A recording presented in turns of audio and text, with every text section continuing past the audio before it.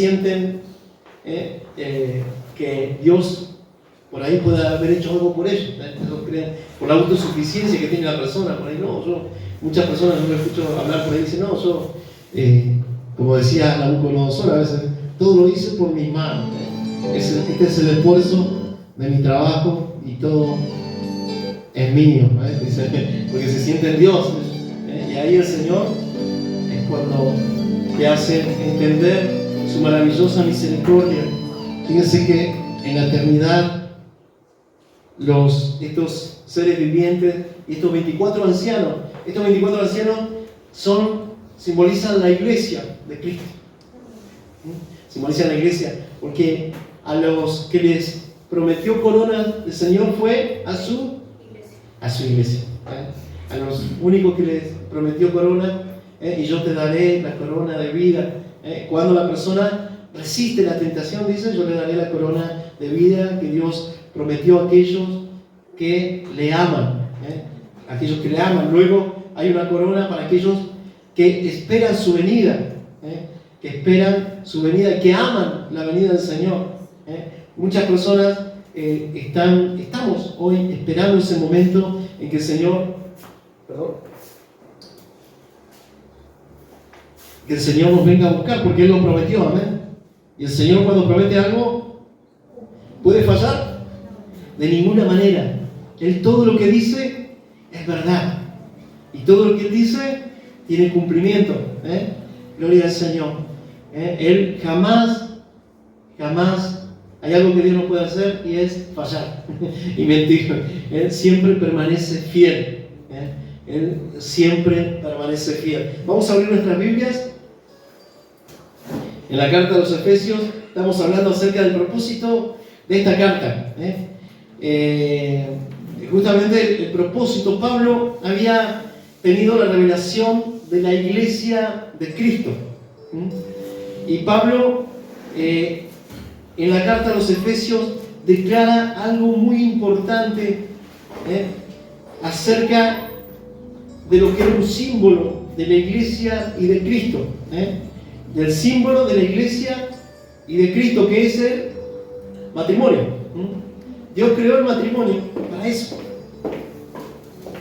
Creó el matrimonio para revelar, para que la gente pudiera entender. Dios, por supuesto, en el antiguo pacto, por decirlo así, en el antiguo pacto, las personas no podían conocer el lenguaje del cielo.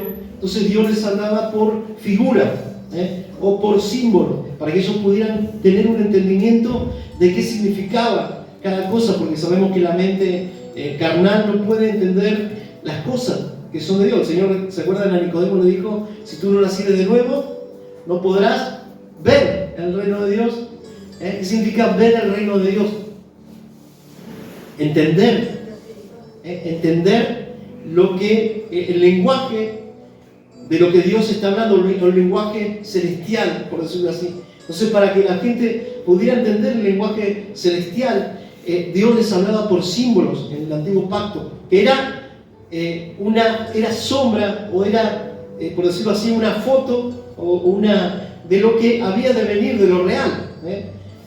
Alguien dijo alguna vez, el antiguo pacto era eso, era una foto o algo que Dios quería imprimir o dar a conocer de lo que estamos viviendo nosotros hoy.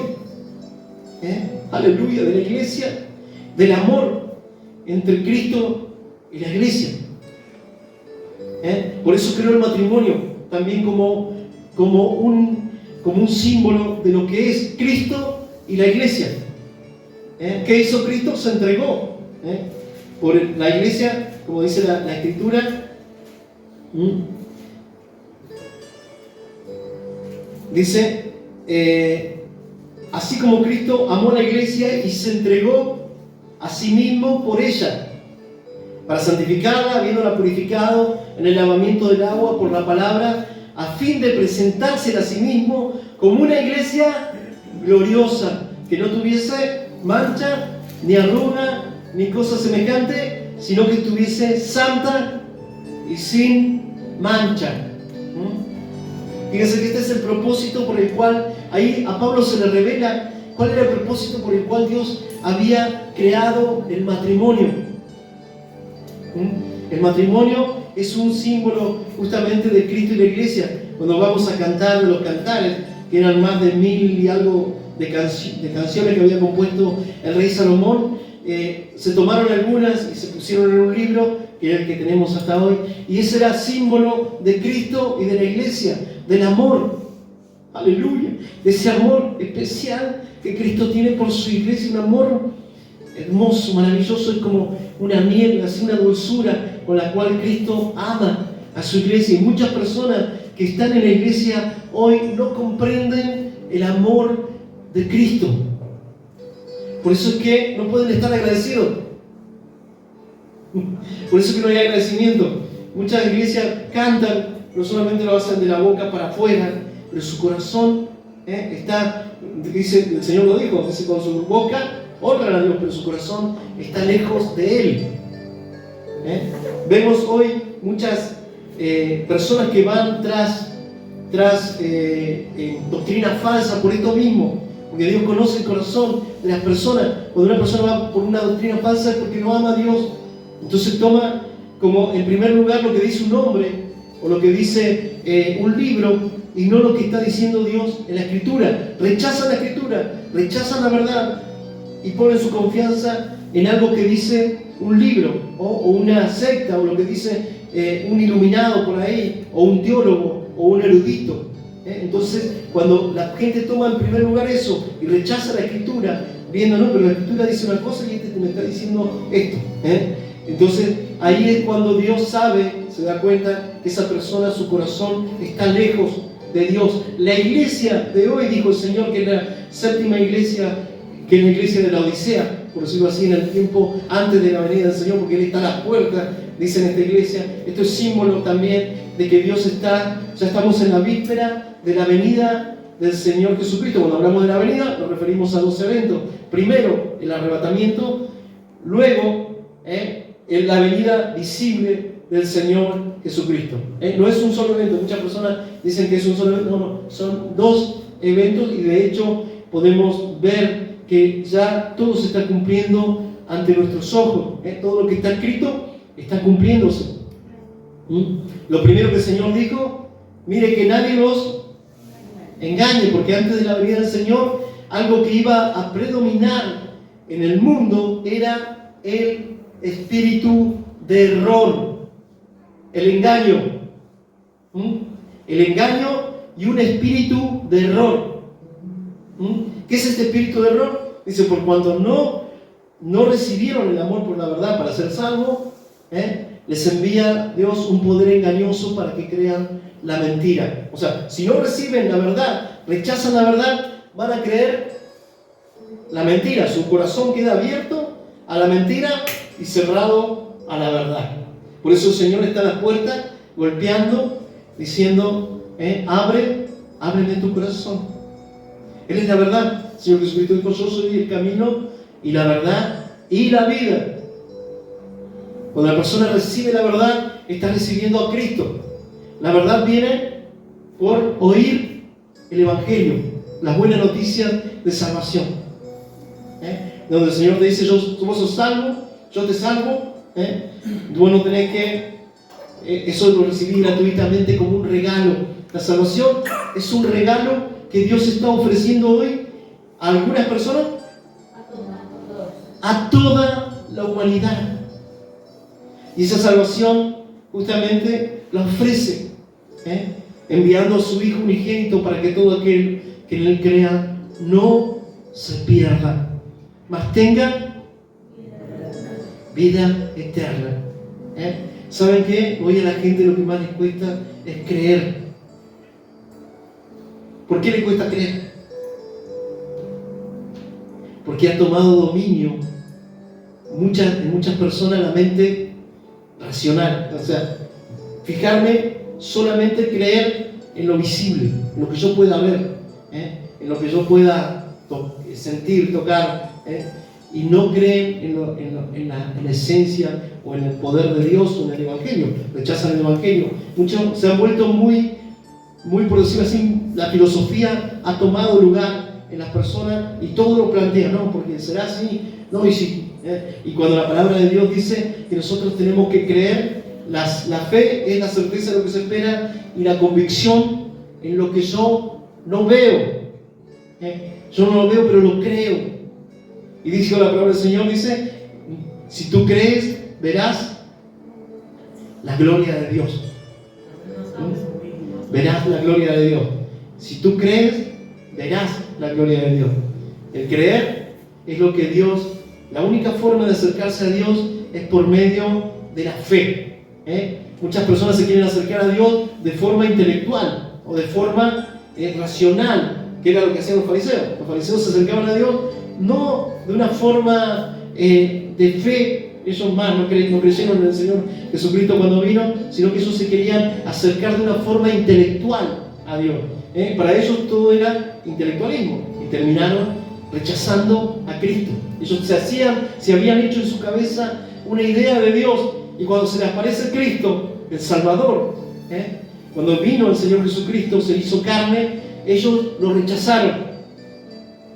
Muchas personas hoy están así, están queriendo conocer a Dios de una manera racional, de una manera intelectual, pero el Señor dice tiene que nacer de nuevo para que pueda conocer al Señor. Y ese nuevo nacimiento se produce cuando la persona cree, sin obra, sin obra, sin ningún tipo de obra. Y muchas personas hoy se están esforzando para alcanzar a Dios con su propio mérito personal. Eso es rechazar, es de decirle al Señor, yo me puedo acercar a ti por mi propio mérito, por mi propio esfuerzo, y eso es rechazar a Cristo.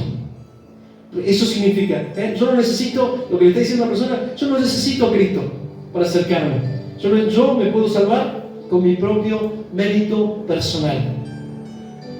Fíjense qué terrible que es. Y de hecho, antes de la venida del Señor, dijo el Señor que iba a venir la gran apostasía.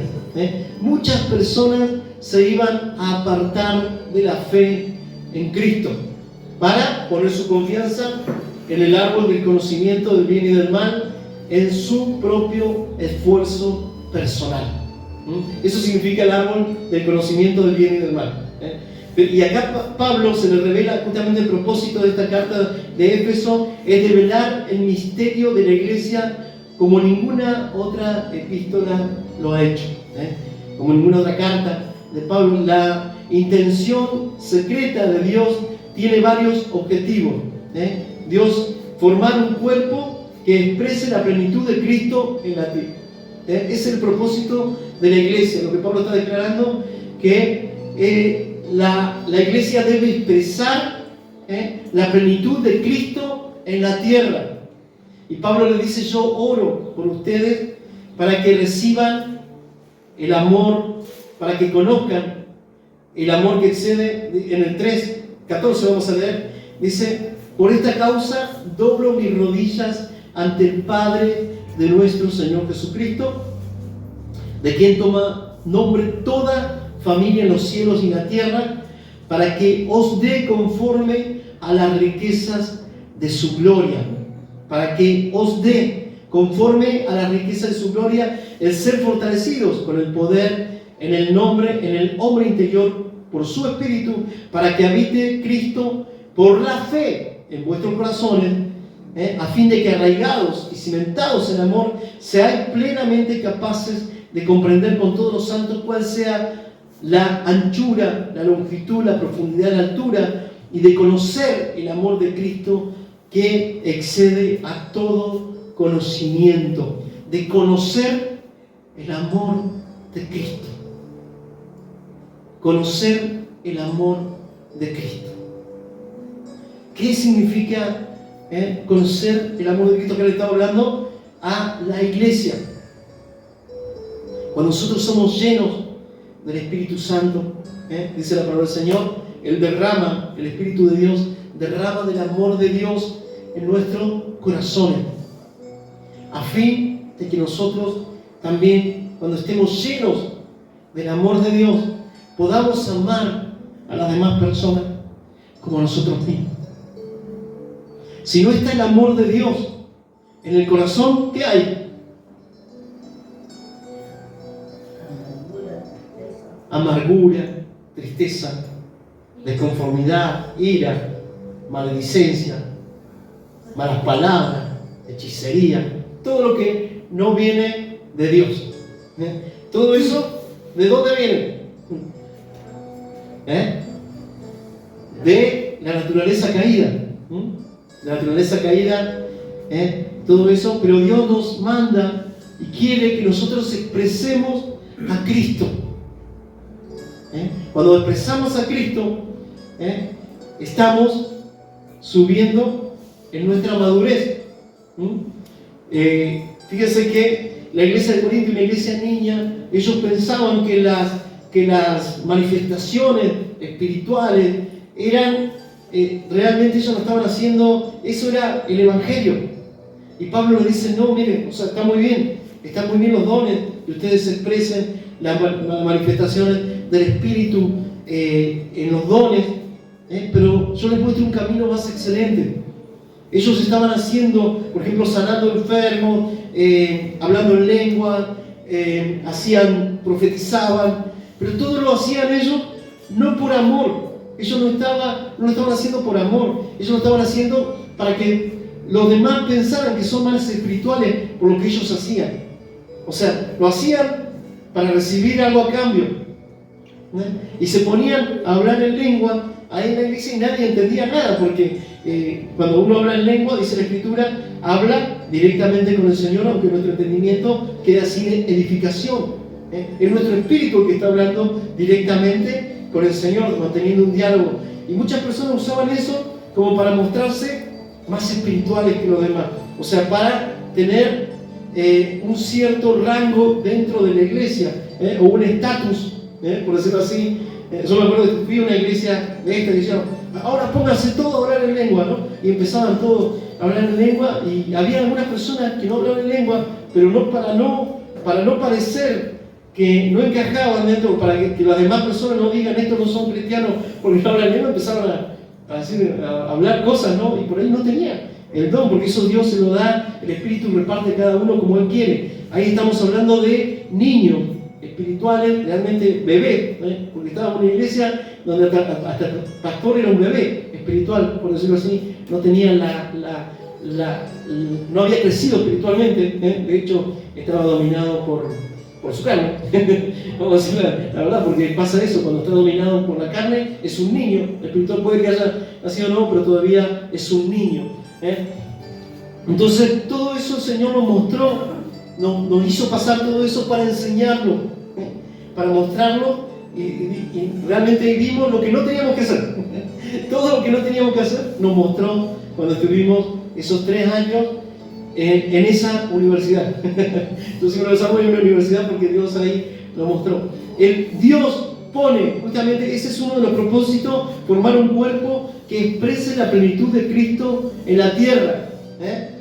Y hacer esto mediante justamente la unión, o sea, la unión de todas las naciones, porque no es que esta es la única, no, la iglesia de Cristo está diseminada por toda la tierra. La iglesia de Cristo, cuando hablamos de iglesia de Cristo, son todos aquellos que han creído el Evangelio.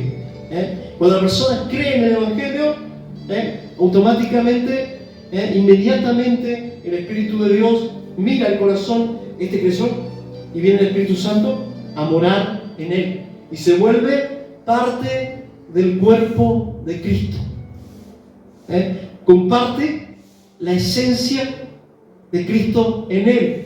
La naturaleza de Dios ahora está en nosotros, en todos los que han creído. Está la naturaleza de Dios.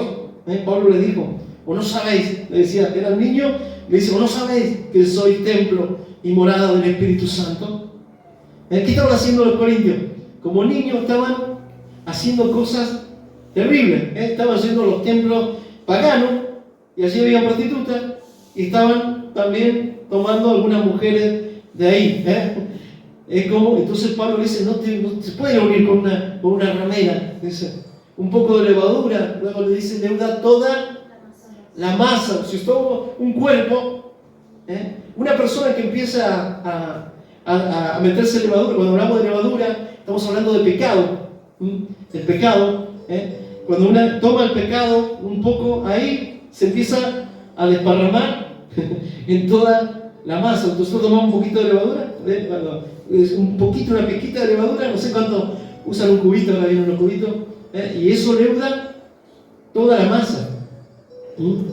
Fíjense qué tremendo. Entonces Pablo quería que la iglesia estuviera totalmente sin levadura. ¿Por qué la iglesia tiene? Porque Cristo mismo la purificó. ¿Cómo la purifica el Señor? Por la palabra. Cuando la persona cree en el Evangelio, es purificado totalmente.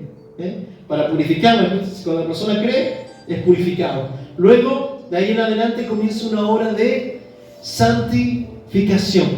Y esa obra santificadora, Dios la va a dejar a media. La va a llevar a la perfección, a la estatura de un varón perfecto, el cual es Cristo. Es el varón perfecto. Perfecto. Gloria al Señor. Entonces, ese es el crecimiento que tiene que tener todo cristiano. Primero, automáticamente cuando cree es purificado, eso pasa en un instante, y ahí viene a morar el Espíritu Santo en él, porque está puro, está limpio totalmente, y luego comienza el Espíritu desde adentro hacia afuera a hacer una obra santificadora. Todas las demás religiones, la religión comienza una obra santificadora desde afuera hacia adentro, cambiando primero la vestimenta. Bueno, antes me vestía así, no, ahora me pongo una camisa, una corbata, un traje, ahora sí soy cristiano. Eso es comenzar desde afuera hacia adentro. Eso es todo lo contrario a la obra de Dios. La obra de Dios comienza desde adentro hacia afuera, porque comienza desde el Espíritu. De allí desde el Espíritu, y luego empieza a santificar nuestra alma, que es lo que se tiene que convertir. Cuando el alma no está convertida, todavía es un niño. Puede que se haya nacido nuevo, pero todavía está en una etapa del niño espiritual. Necesita empezar a vivir una vida de obediencia, de oración, de búsqueda, de palabra, para que el Espíritu vaya creciendo en él. Ese hombre interior, como decía el apóstol Pablo acá, para que habite Cristo por la fe en vuestros corazones, a fin de que arraigados y cimentados en amor, seáis plenamente capaces de comprender con todos los santos cuál sea la anchura, la longitud, la profundidad, la altura, y de conocer el amor de Cristo que excede a todo conocimiento, para que seáis llenos de la plenitud de Dios. Y para que sean fortalecidos con poder en el hombre interior por su Espíritu Santo. Entonces, ¿cómo empieza la obra de Dios? Empieza desde adentro hacia afuera. La religión empieza desde afuera hacia adentro. ¿Se acuerdan los fariseos? ¿Cómo andaban vestidos? Con túnica. Andaban ellos con túnica blanca. Se veían por afuera resplandecientes. Yo creo que usaban el mejor jabón en polvo de esa época para verse resplandecientes, porque dice que resplandecían por fuera, y andaban acá con un cosito que decía santidad a Jehová, y en el brazo otro cosito que decía santidad a Jehová, y por todas partes filacteria, donde estaban los mandamientos, allí, y santidad a Jehová. Ellos la expandían, la ponían más grande, un cartel así, santidad a Jehová. Pero por dentro les dijo el Señor: ustedes están muertos. Eran personas que estaban totalmente separadas de Dios. Tenían vida física, tenían vida, y se veían así, como muy resplandecientes, pero su interior estaba totalmente lejos de Dios. Y ellos buscaban prosélitos, buscaban discípulos. Y el Señor Jesucristo le dice: ustedes buscan mar y tierra, discípulos. Por todas partes andan buscando discípulos. Me vas a acordar a algunos que andan de dos en dos golpeando las manos en la puerta todos los sábados en la mañana. Dice, y lo hacen 2 veces más merecedores del infierno que ustedes. Qué terrible, ¿no? Buscaban prosélitos para llevarlo al infierno. Y así andan algunos hoy. Es terrible, ¿no? Pero el Señor, en su gran amor y su misericordia, quiere que la iglesia hoy de Cristo cumpla, demuestre, exprese la plenitud de Cristo. Aleluya, gloria a Dios. Exprese la plenitud de Cristo. Y muchas personas con mente humana no pueden entender esta cosa. Y cuando ven a un hermano que está a Cristo, algunos lo tienden a rechazar, lo quieren apedrear, o dicen, no me gusta cómo habla, no me gusta cómo es, porque yo me imagino que tiene que ser como los fariseos que andan vestidos de blanco y tienen esa túnica o andan con un lindo traje. Algunos, me acuerdo que había unos trajes que se ponían unos trajes como que brillaban, no sé qué tenían, como era terciopelado, ¿no? Gloria al Señor. Y realmente a veces la gente cree que eso es la apariencia de piedad, ¿no? Que esa apariencia de piedad es lo que determina lo que son realmente por dentro. Y a veces solamente es pura apariencia nada más, pero por dentro vemos que hay otras cosas, algo que Dios no quiere que haya. Y acá le decía a la iglesia, conocer el amor de Cristo que exceda todo conocimiento, para que seáis llenos de toda la plenitud de Dios. Y aquel que es poderoso para hacer todas las cosas mucho más abundantemente de lo que pedimos o entendemos, según el poder que actúa en nosotros, a Él sea la gloria en la iglesia, en Cristo. La iglesia está en Cristo. Puede expresar a Cristo cuando está en Cristo. Y se acuerdan que habíamos dicho, la palabra del Señor dice, y el que no tiene el Espíritu de Cristo no le pertenece a Él. Y ahora hay iglesias que te quieren atraer a personas con métodos humanos, con métodos, por decirlo así, para que la carne esté contenta ahí.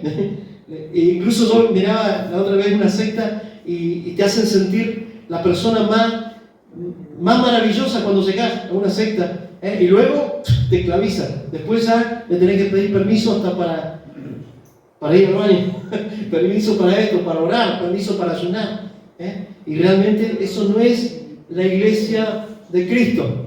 En apariencia a veces puede parecer, pero la verdad no es la iglesia de Cristo. Por eso estamos haciendo una distinción de lo que es la iglesia y de lo que no es la iglesia. Para que podamos entender, cuando hay una estructura piramidal, un líder así, y después hay otros que lo rodean al líder, esos son por decirlo así, los que están ahí, los que mandan al montón, y después está todo el montón haciendo una estructura piramidal. Eso no es la iglesia de Cristo. Eso es un engaño. Eso es por decirlo así, una imitación. Porque el diablo hace buenas imitaciones también, pero no las puede, por decirlo así, imitar de una forma real. Cualquier persona espiritual o cualquier persona que tenga el Espíritu de Dios se va a dar cuenta que esa no es la iglesia. Me acuerdo que había un chino, siempre lo cuento porque es tremendo. Esta persona en China está viviendo en el Espíritu. Ellos se congregan cuando el Espíritu Santo se lo dice, porque estaba prohibido la predicación del Evangelio, estaba prohibido congregarse en China. Entonces el Espíritu Santo le informaba a ellos cuando estaban orando en su casa en qué lugar y a qué hora se iban a congregar la próxima semana. Entonces eso no sabía de ellos, sabían porque el Espíritu les comunicaba a ellos. Y a uno de estos pastores lo llevaron allá a Estados Unidos y le mostraron esa multitud de gente, y un tipo que tiraba gente, así caían todos, ¿no? Y grandes manifestaciones, y después vienen y le preguntan a este pastor chino, ¿qué le pareció? ¿Vio la gloria? Es impresionante lo que ustedes hacen en la carne, le dijo. Todo lo que están haciendo en su propia naturaleza carnal. Es impresionante. Por eso, a veces, la gente se deja llevar por las apariencias, pero no ve porque no pueden ver, porque están ciegos. La palabra de Dios dice que la iglesia antes de la venida del Señor iba a estar ciega, desnuda, desventurada, miserable. ¿Miserable por qué? Porque iban a ir tras el pecado. Iban a amar más el pecado que a Cristo. Vamos a ver esto en el 4:17 que venimos hablando. Bueno, entonces dijimos que uno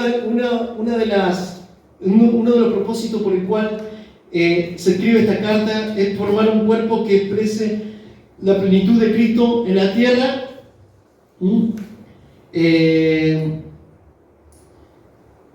Para establecer Dios su morada. Hoy la gente tiene que ver a Cristo en la iglesia. Y se ha hecho una idea extraña a veces cuando vemos esas grandes multitudes y esos grandes escenarios, pensando que ahí está la iglesia. Capaz que vemos multitudes, pero tal vez en esas multitudes hayan dos, nada más que son iglesias realmente de Cristo. Así que las multitudes no determinan que sea la iglesia de Cristo. Fortalecer, equipar. Fíjense, equipar, fortalecer y hacer madurar a su pueblo.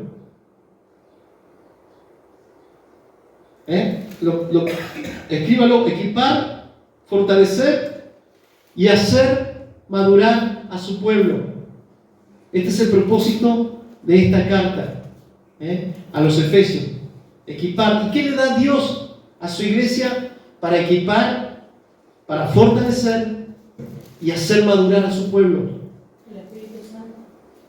Ajá. El Espíritu Santo. Dones, muy bien. Dones y ministerios. Dones y ministerios. Dios le da a la iglesia pastores. Dios le da a la iglesia maestros. Dios le da a la iglesia evangelistas.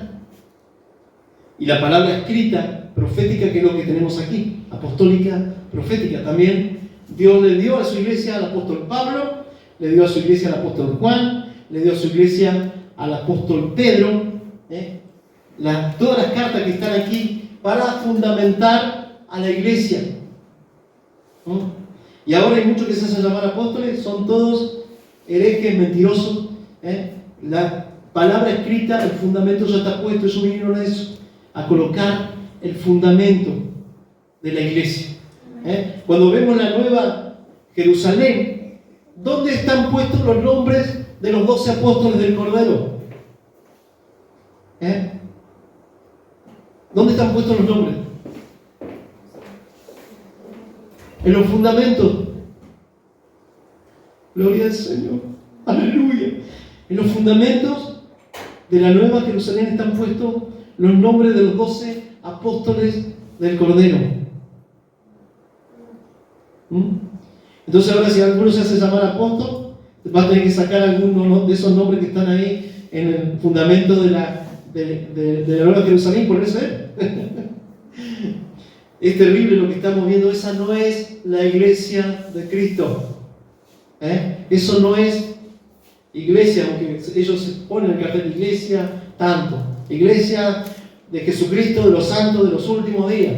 Iglesia, vemos. Así que no son la iglesia. Por eso es que la iglesia tiene que madurar. ¿Será Dios que quiere que será que Dios quiere que la iglesia siga siendo niña? No, de ninguna manera. Por eso es que le dio pastores a la iglesia. Le dio pastores, le dio evangelistas, la palabra escrita, profética, más segura, en la que hacemos bien en estar atentos como una antorcha que alumbra el lugar oscuro, que es su palabra. La palabra de Dios es la verdad. Por eso es que, fíjense esto, madurar al pueblo con el fin de que se extienda la victoria, de Cristo sobre el mal. Nosotros, dice la palabra del Señor, que Él murió para librarnos del presente siglo malo. Él se entregó en la cruz para librarnos del presente siglo malo. ¿Qué significa esto? Que Dios en su muerte nos compró para Él a fin de que nosotros no pensemos más como las personas del mundo. Cuando habla del presente siglo malo está hablando de la forma que piensa la gente del mundo, que vive y actúa la gente, aleluya, del mundo. Pero Dios nos compró con su sangre para que ya no andemos de la misma manera que vive el mundo. ¿Entienden? Dice, no améis ni el mundo ni las cosas que están en el mundo. Si alguno ama el mundo, el amor del Padre no está en él. Los deseos de los ojos, los deseos de la carne y la vanagloria de la vida no pertenecen a Dios, sino que pertenecen al mundo. Y el mundo pasa y su deseo, pero el que hace la voluntad de Dios permanece para siempre. Y la voluntad de Dios es nuestra santificación. Nuestra santificación. Vamos a leer en el 17 de la carta de Éfeso. Dice, esto pues digo y requiero en el Señor, que ya no andéis como los otros gentiles. Nosotros somos también, por decirlo así, cuando habla una persona judía, habla que nosotros somos gentiles.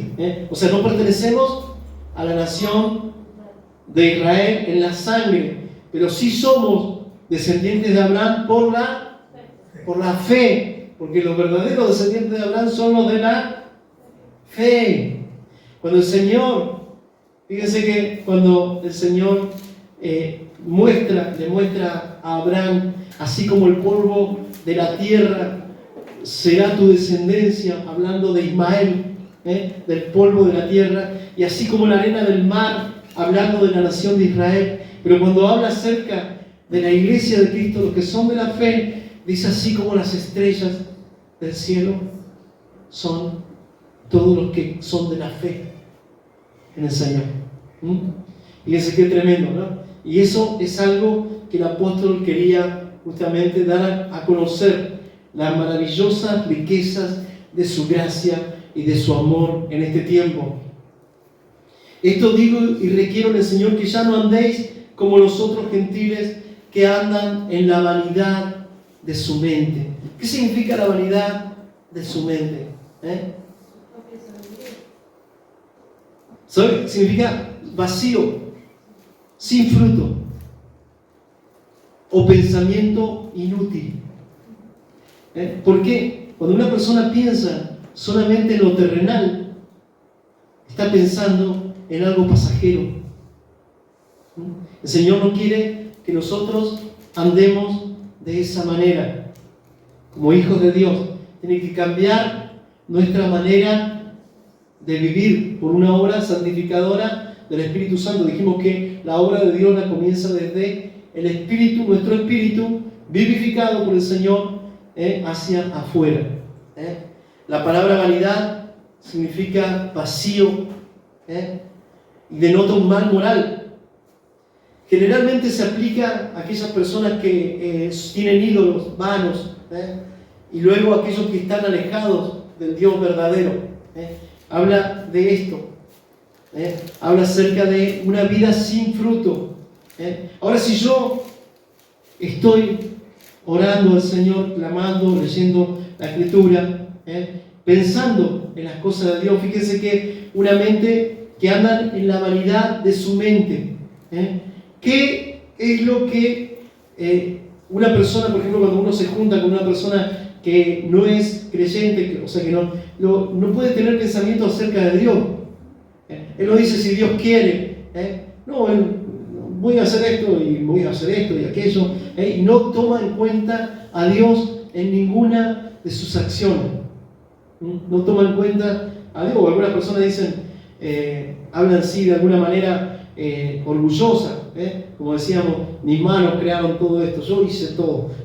Cuando en cambio una persona que es de Dios dice, no, el Señor hizo todas estas cosas. Él, gracias a Él, si no me hubiera dado la fuerza, yo no hubiera podido hacer nada. Si no hubiera sido porque Él me dio entendimiento, yo no hubiera podido hacer nada. Si Él no hubiera sido porque Dios hizo todo esto, nada hubiera sucedido. Esa es la forma de pensar de un creyente. Amén. Gloria a Dios.